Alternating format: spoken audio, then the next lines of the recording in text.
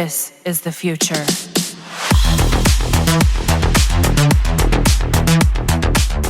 Hello everyone and welcome back to another Warframe video. I just want to give you a quick heads up on this video that you can farm one of the best, if not the best utility weapon in the game right now. Be sure to stick until the end also of this guide, as I will show you how this weapon makes some of the Warframes broken in the game. Also, the Gauss Prime Access giveaway is still going on our Discord server and it's open to all platforms. If you haven't joined yet, then simply check out the link to our Discord server in the video description below and enter the giveaway through the announcement and giveaway channel. So, the weapon I am referring to is the ceramic dagger, which is the best stat stick in the game right now. You might ask, what is a stat stick? These are those weapons that you don't use to kill, but to boost the effectiveness of a Warframe build through the mods that you equipped on that specific weapon. These are usually melee weapons that has high Riven disposition, as you can get more insane stat from Riven mods. Hence it is called a stat stick. Remember, only the mods are used and not innate stats of the melee weapon won't contribute to the overall performance of the build. Commonly, stat stick are used in exalted weapons or semi-exalted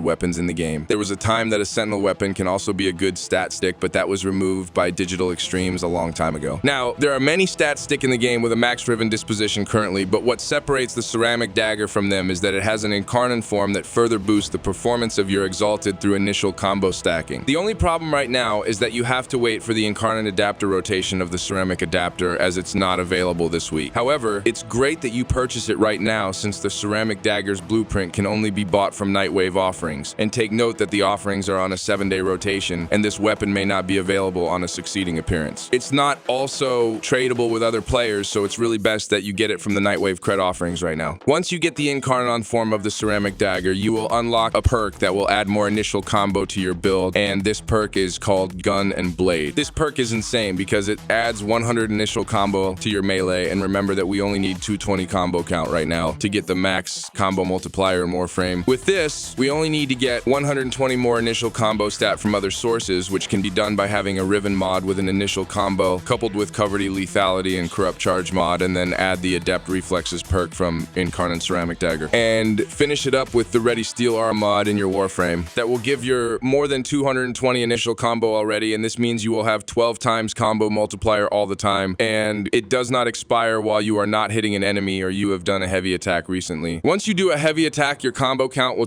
recharge for 5 seconds until it gets back to 12 times combo multiplier. Melee Crescendo can do this kind of feat, and if you have a max rank of this arcane, then it would only take 36 finisher kills to get 12 times combo multiplier without expiration, and you don't need all these initial combo setup with Incarnate Ceramic Dagger. However, Melee Crescendo is a very rare arcane, and it's very pricey right now in the market if you buy it with Platinum. Also, it's much easier to stack the Gun and Blade initial combo from the Incarnate Ceramic Dagger compared to Melee Crescendo. It's universally good, and then at the start of the mission, you will have at least 7 times combo already, and all you need to do is build it up to 12 times by stacking the Gun and Blade perk bonus. Take note that initial combo is not the only stat you can use for a ceramic dagger stat stick. With its high Riven disposition, you can get more critical chance and critical damage for your pseudo-exalted weapons. If you got a critical chance stat and initial combo in your Riven mod with high values, then that is considered as a good stat stick Riven for Incarnate Ceramic Dagger, and it can be sold for a hefty amount of platinum. Pseudo-exalted weapons like Atlas Landslide and as well as Korra's Whipclaw can benefit from this kind of stats in your Riven mod. Atlas Landslide can do critical damage with a max combo counter paired with Blood Rush and your Riven mode, while Korra can maintain a red crit Whipclaw and massacre a room instantly with those nasty numbers in your screen. The good thing about this is the combo counter will stay at 12 times combo count, allowing you to take advantage of the melee damage multiplier of a high combo, along with the bonus critical you get from Acolyte mods and the Gladiator mod set. Not to mention that you can also benefit from Weeping Wounds, and Whipclaw Korra becomes deadly with red crit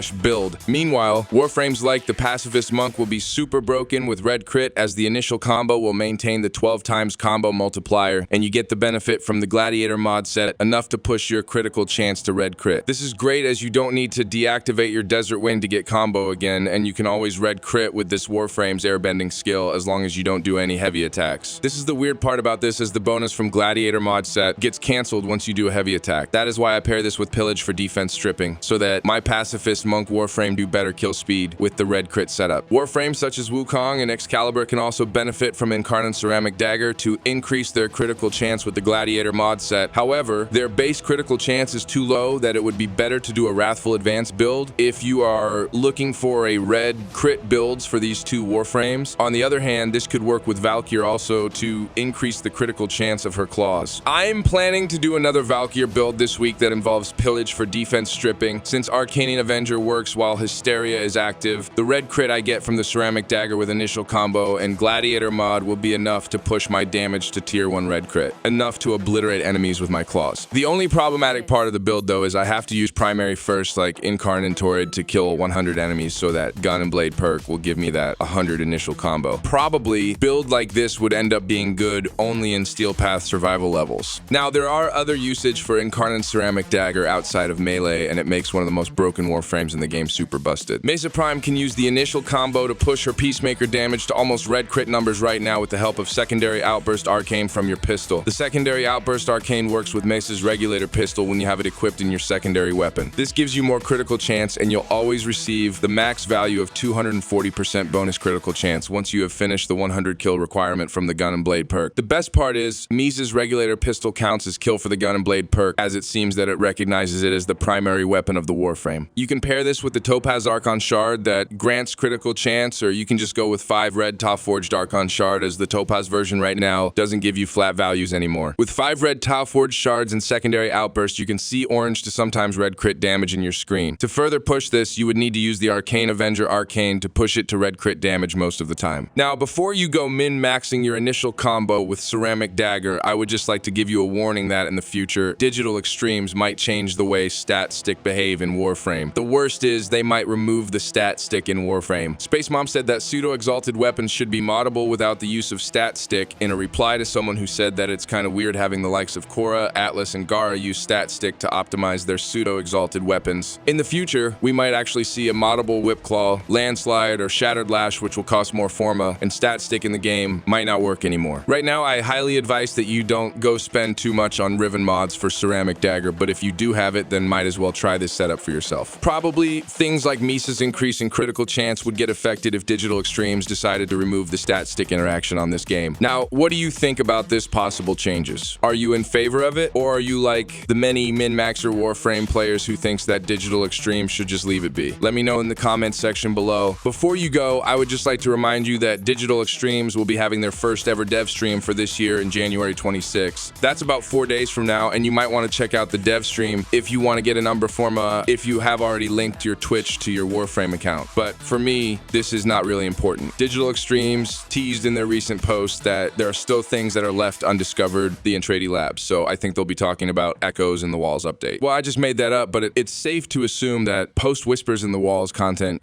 shall be revealed along with a possible new Warframe. I hope that we will see new stuff coming next, and hopefully they will talk about the second part of the pet rework. Thank you so much for watching, and I hope to see you again in my next video. Squad Leader signing off. This is the future.